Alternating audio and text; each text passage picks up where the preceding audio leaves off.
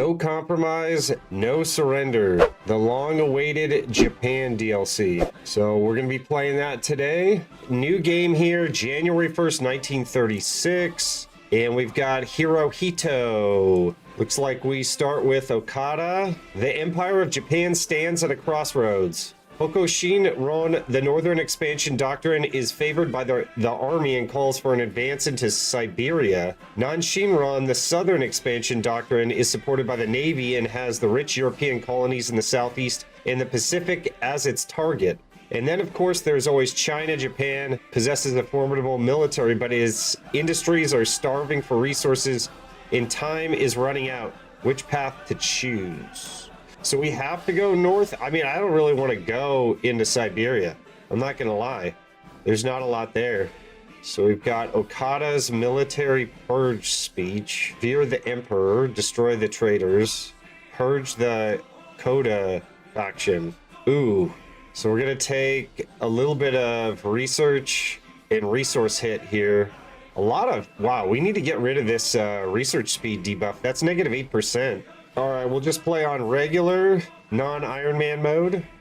And let's see what's in the box here. An admiral can be assigned to the naval headquarters. So this is new. So they have a new pop-up. Not that we wanted a new pop-up, but we got it. We're going to take the whole Navy and combine them into one. And then, let's see, Yamamoto is the flight deck manager. Just eyeballing it there, it looked like the fleet was basically how it was before. We should have 4 carriers. We got 3 coming out. We don't need this battleship. Let's get rid of that. The cruisers would be kind of nice. Whoa, that's a lot of cruisers. We could get out the destroyers. They're almost done. And a lot of subs. Wow, that's a lot in terms of starting production there. That's cool. You know what? I don't think that I'm going to go 1 div training because that's going to be like super annoying. What the heck? We have a medium tank. Oh, that template is dog water. Let's see. Oh, 3 research slots. We can't research anything. Create an agency. Let's take a look at the focus tree here. So there's supposedly an in-service rivalry. Here it is. So now the in-service rivalry is moved to the focus tree area. We can endorse this with political power. Oh boy. Endorse, suppress. Army faction, naval faction, Zabastis, Civ faction. See if we endorse. I think I was looking at this a bit and it was almost like you want to go civic faction early and then when you're ready for war you go army faction. Army fuel capacity. I don't think we need any of these buffs. Fighter and cast production costs, that would be very nice. Naval fuel consumption negative 7%, that would be nice. All warship production costs negative 7. Interesting. So I wonder how much political power we're gonna get. This looks like a communist branch. We're gonna stay away from that. Where's the Emperor? Revere the Emperor, destroy the traitors. Okay, we're gonna go historical for this playthrough. This is gonna purge the Koda faction, Ministry of Industry and Commerce, and then the Imperial Defense Plan. Okay, so this is your Army, Navy, and Air Doctrine. I just want to look at the Navy Doctrine because it's so important, or the Navy focuses rather. What we're looking for here is Base Strike Doctrine. Okay, so we're probably going to go to the left. This gives 5% sortie efficiency. I think it was 10% before when I was playing this the other day. And this is 10%. Okay, we don't need the naval guns. All right, Ministry of Commerce and Industry. Officer Corps has all new badges. Oh boy. Artillery and support and combat support. Infantry, armor, and operations. So are they going to tell us? Through a sub-doctrine, we specialize and perfect our approach warfare within a particular field. Anti-tank frontline. Fire concentration. Kind of mid. Air cav. We're not going to go self-propelled. Mobile and recon. Assault. Nah. Field engineering. Siege artillery. Interesting. What does the infantry give us? Where's the soft attack? There we go, baby. Okay, we're going the infantry line. The soft attack's right there. HP's right there. Okay, I think we go over here. I mean, we got some pretty big bonuses over here to tanks. I do not believe tanks are the way because our enemies are much weaker than us and they're all in like low supply zones and jungles. So I do not think that tanks are the way. We shall see. We shall see. Ooh, Rangers. Okay, Rangers is divided out there. What was the bonus on this? Forest and jungle. That might be worthwhile. So they basically have like a ranger and a mountaineer now instead of just like straight up mountaineers. So these are recon rangers, but then you can have like normal battalions be regular rangers. Okay. What is this? Naval headquarters, naval supply hub. Uh-oh. Paradox adding complexity to the game. So we need this for, I don't know where I want to put these. Right there. We need this for radar, or we used to need it, and we need this for like military engineering vehicles and stuff. Build something like that. Oh, the resource screen. My eyes. I think we're good. Conclusion of the 1936 general election. Kuju Machida becomes leader of the Democratic Party. Yikes. Does that mean I can do this now? I think I might be screwing up this mini game. I have no idea. I'm gonna say we're gonna go for China here. Retire Takahashi from the Japanese Empire. Japanese Empire completes the purge the Koda faction. That's the one that we want. Okada dies. The military must be reined in. Okay, let's just do the top one. Purge the Koda faction. We can get an army offense specialist right away. I mean, I could just YOLO and spend political power for the army faction. I did it. I pressed the button. You just click it and it happens. That's crazy. So typically I would go the long lance, but if I read it correctly, we get 4 Yamatos. So they really want you to build Yamato. So that was right here. So the naval faction has to be at least influential. We could pick up night fighting, fleet coordination 15%, fighter sortie efficiency. Let's go for rapid concentration, unless there's some better ones. Naval tripwire. Enemy fleet size penalty plus 20%. That looks pretty cool, but it looked like you needed trade interdiction. Let's go rapid concentration. Oh, I see. But you could change to superior firepower doctrine. Oh, okay. So there's subsets. All right, so that must be it. Let's go to that. We could do something cheeky and make this 18 combat with. I think we'd blow through artillery pretty fast, though. I don't know if that's the way to go. Bicycle regiments with artillery? How about that? Okay, resistance in Korea is receding. I think I didn't need to click those decisions at all. All right, so we have our extra research slot. Let's go with this template. Get more artillery going. Does that mean we're out of artillery now, though? Woo, we are. Quest transfer of Naiko Hoshino. What is that? Manchukuo gets event. Naiko Hoshino arrives in Manchuria. Sure, I don't know. So we should be at war soon. Let's get the Zabastis Bank. Well, I hope we're ready here.